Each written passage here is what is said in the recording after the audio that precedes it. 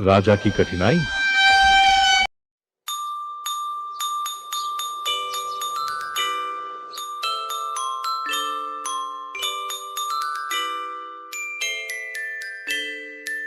एक छोटा सा राज्य था।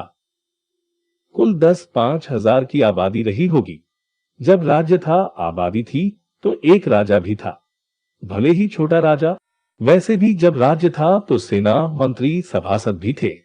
इस राज्य में पहले अदालतें भी थी, लेकिन वहां का राजा और प्रजा सभी शांति प्रिय थे।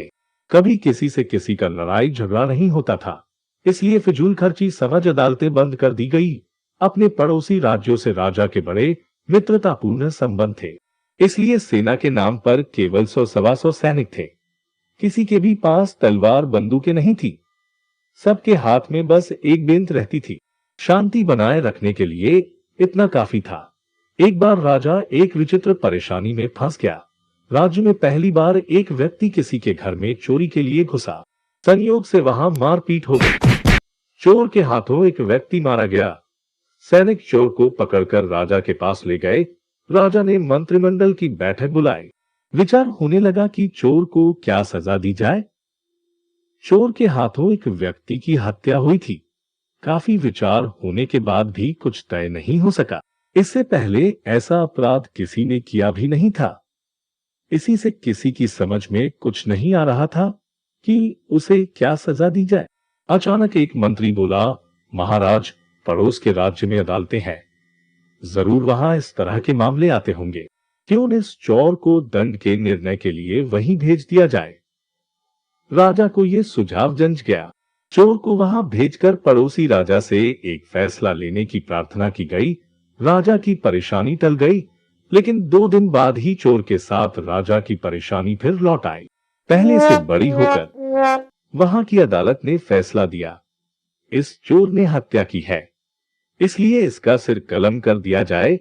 अब राजा के यहाँ कोई जल्लाद नहीं था। सैनिकों से कहा गया तो उन्होंने साफ जवाब दे दिया, हमने किसी की इस तरह क्या करना नहीं सीखा है, फिर हम इसके लिए रखे भी नहीं गए हैं। राजा ने परेशान होकर फिर मंत्रिमंडल की बैठक बुलाई। कई दिनों तक विचार मंथन हुआ। अंत में सब लोग इस नतीजे पर पहुंचे कि क्यों न इस चोर की सजा को आजीवन कारावास में बदल दिया जाए। राजा की परेशानी फिर टल गई, मगर राज्य में कोई जेल नहीं थी जहां सजा पाए अपराधी को रखा जाए, इसलिए एक कोठरी बनवाई गई। चोर को उसमें रखा गया।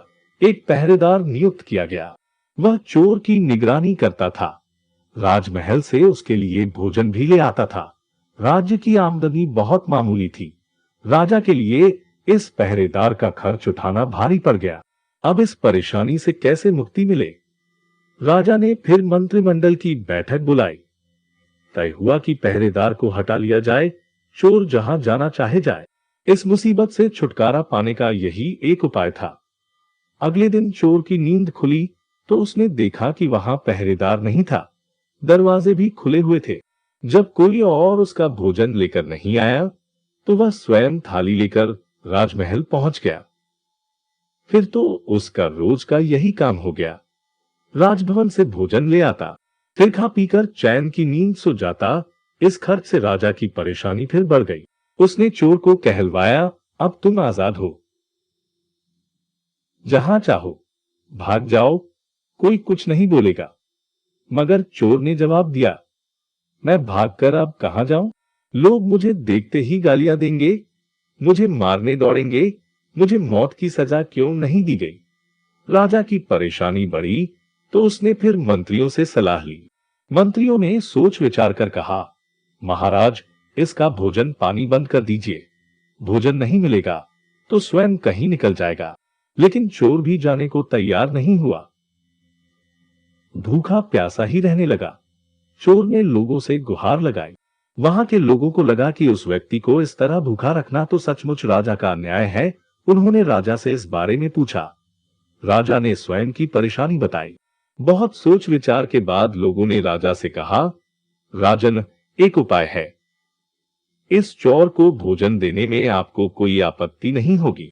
इसने गैर इरादतन जो हत्या की है उसका प्रायश्चित भी हो जाएगा, लोग इसका सम्मान भी करेंगे। वह क्या? राजा ने प्रसन्नता से पूछा, राजन, पिछले 2 साल हमारे यहाँ अच्छी वर्षा नहीं हुई। इससे मार्गों के किनारे लगे अधिकांश वृक्ष सूख गए। जनता को यात्रा में बड़ा कष्ट होता है। आप इससे मार्गों के किनारे छायादार और फलों वाले वृक्ष लगवाएं। उसके बदले इसे रोजी रोटी मिलेगी और पूरे राज्य का भला होगा। प्रजा भी इसको ये नेक काम करते देख गालियां नहीं देगी, इसका आदर करेगी। इसके मन में भी फिर कभी अपराध न करने की भावना पैदा होगी। राजा और उसका मंत्रिमंडल इस सुझाव से पूरी तरह संतुष्ट हुए। चोर को भी अच्छा लगा। काम मिला, रोटी मिली, लोगों का प्यार मिला। राजा को भी एक बड़ी परेशानी से मुक्ति मिल गई। तो दोस्तों, कैसी लगी आपको ये कहानी? प्लीज वीडियो को लाइक और शेयर करना ना भूले और चैनल को जरूर सब्सक्राइब करें। जल्दी ही आपसे मुलाकात होगी एक मजेदार कहानी के साथ।